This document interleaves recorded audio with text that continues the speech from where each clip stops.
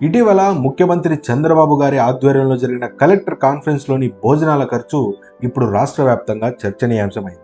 Hindustan times అనే ఒక media సంస్థ తాజాగా కలెక్టర్ కాన్ఫరెన్స్లో వింత ₹1,20,00,000 భోజనాలకు ఖర్చు చేశారని ఒక ఆర్టికల్ ప్రచురించింది.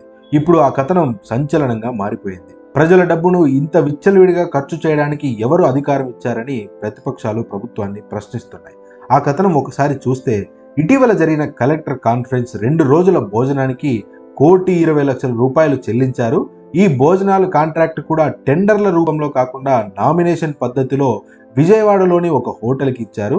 ఈ భోజనాలకు ఒక్కో రోజుకి 60 లక్షల చొప్పున ఖర్చు చేశారంటూ హిందుస్థాన్ టైమ్స్ కథనంలో పేర్కొన్నారు.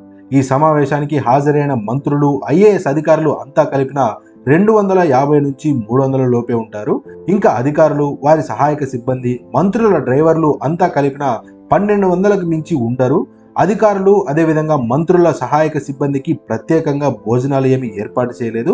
మీడియా సభ్యులకు ఏర్పాటు చేసిన భోజనాలలోనే అధికారుల సహాయక సిబ్బంది కూడా ఆకలి తీర్చుకున్నారు. విజయవాడలోని 7 స్టార్ హోటల్కి ఇవ్వడం ద్వారా రేట్లకు మించిన బిల్లులు వసూలు చేశారని కూడా ఈ కథనంలో రాశారు. దీంతో పాటు మీడియా వారికి ఏర్పాటు చేసిన భోజనం ప్లేట్ ఖరీదు 3,000 అని తెలియడంతో ఇంత నాసికరమైన భోజనానికి అంత రేటు ఎందుకని మీడియా సభ్యులు కూడా ఆశ్చర్యపోయారని కూడా ఈ కథనంలో పేర్కొన్నారు. ఇప్పుడు ఈ కథనం రాష్ట్ర వ్యాప్తంగా సంచలనంగా మారింది. వైఎస్ఆర్సీపీ శ్రేణులు సోషల్ మీడియాలో సూపర్ 6 ఇవ్వడానికి డబ్బులు లేవని పవన్ కళ్యాణ్ గారు, అదేవిధంగా ముఖ్యమంత్రి చంద్రబాబు గారు మాట్లాడుతూ ఉంటారు. మరి ఇలా లగ్జరీ చేయడానికి ఎలా వచ్చాయి డబ్బులు అంటూ ప్రశ్నిస్తున్నారు. మరి నిజంగానే ₹1,20,00,000 ఖర్చు అయిందా?